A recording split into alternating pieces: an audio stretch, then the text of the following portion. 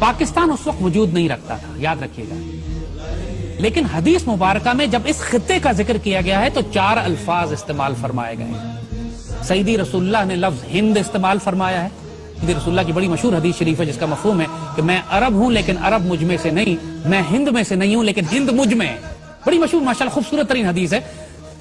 پھر ایک حدیث ہے جو آپ نے فرمایا کہ مجھے ہند کی طرف سے ٹھنڈی ہوا آتی ہے، جس پر اقبال کا مشہور شعر ہے جیسے میرے عرب کو آئی ٹھنڈی ہوا جہاں سے، میرا وطن وہی ہے، میرا وطن وہی ہے۔ تو ہند کی ایک اصطلاح ہے جو سیدی رسول اللہ استعمال فرماتے رہے، غزوہ ہند آپ نے استعمال فرمائی ہے۔ دوسری اصطلاح جو آپ نے اس خطے کے لیے استعمال فرمائی ہے وہ سندھ ہے۔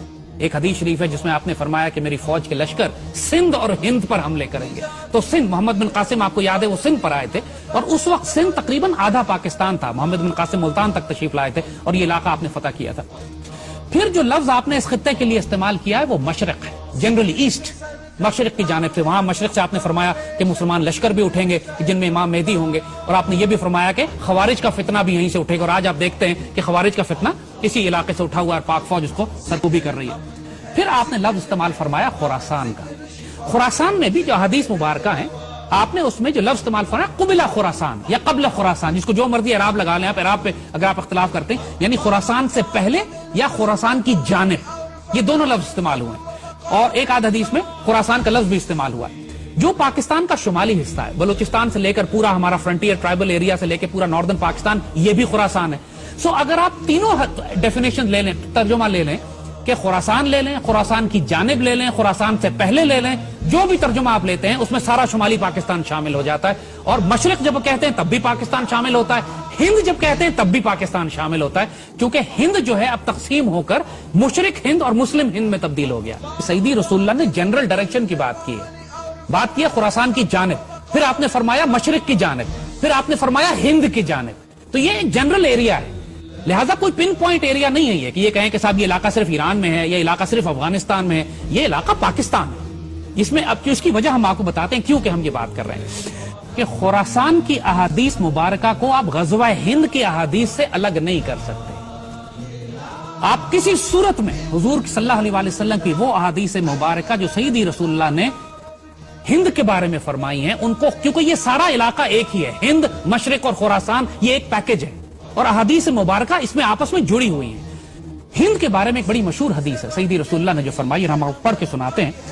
حضرت ابو ہریرہ رضی اللہ تعالیٰ عنہ سے روایت ہے کہ سیدی نے ہندوستان کا تذکرہ کیا اور فرمایا ضرور تمہارا ایک لشکر ہندوستان سے جنگ کرے گا اور اللہ ان مجاہدین کو فتح عطا فرمائے گا، حتیٰ کہ مجاہدین ان ہندو بادشاہوں کو بیڑیوں میں جکڑ کر لائیں گے، اور اللہ اس عظیم جہاد کی برکت سے ان مجاہدین کی مغفرت فرمائے گا۔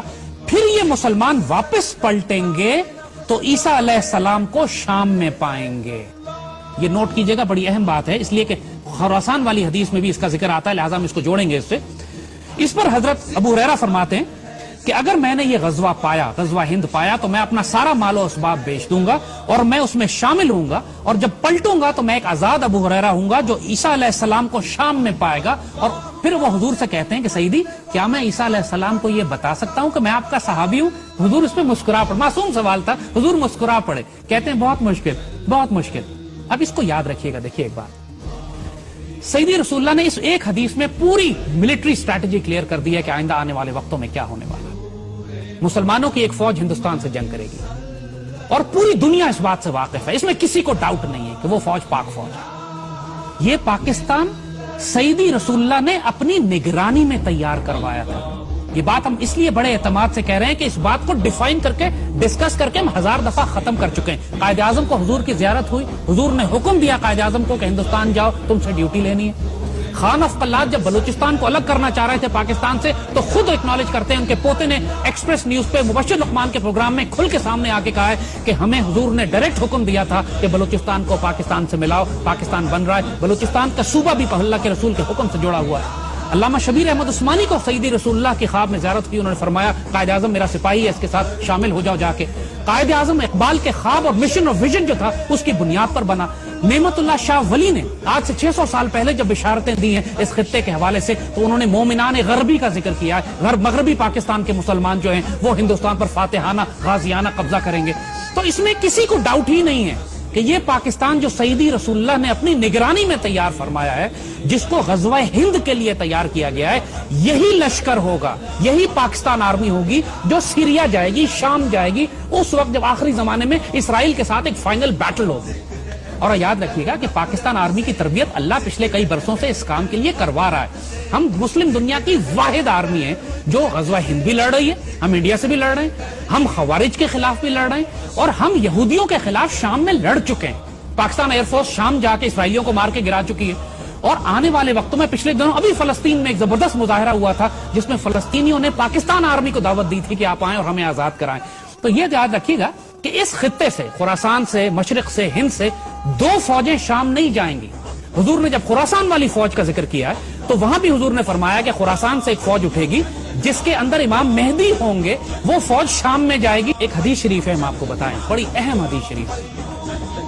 میرے آقا سیدی رسول اللہ صلی اللہ علیہ وسلم نے بالکل واضح بتا دیا تھا کہ عربوں میں جنگیں در جنگیں ہوں، عرب دنیا تباہ و برباد ہو جائے گی۔ حدیث شریف میں ذکر آتا ہے کہ عرب جب بالکل جنگوں میں گھر جائیں گے، بے اختیار جنگیں ہوں گی عربوں کے اوپر، اور پورا عرب جو ہے حالت جنگ میں ہوگا، کوئی مستحکم حکومت وہاں نہیں ہوگی، اس وقت حضور نے فرمایا، ایک حدیث شریف ہے کہ اللہ تعالیٰ غیر عرب قوم میں سے ایک فوج اٹھائے گا جس میں عربوں سے زیادہ شہسوار فائٹر ہوں گے، تگڑے فائٹر ہوں گے، اور اس قوم کا اسلحہ عربوں سے زیادہ طاقتور ہوگا۔ نوٹ کیجئے کہ پوری عرب دنیا میں سب سے زیادہ خوبصورت فائٹر پاکستان میں ہے، اور پاکستان اس دنیا کا واحد مسلمان غیر عرب مسلمان ملک ہے جس کے پاس ایٹمی ہتھیار ہیں۔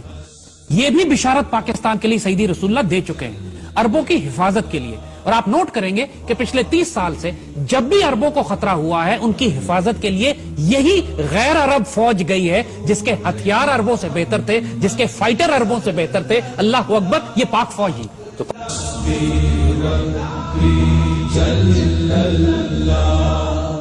ما فی قلبی غیر اللہ، نور محمد صلی اللہ، حق لا الہ الا اللہ۔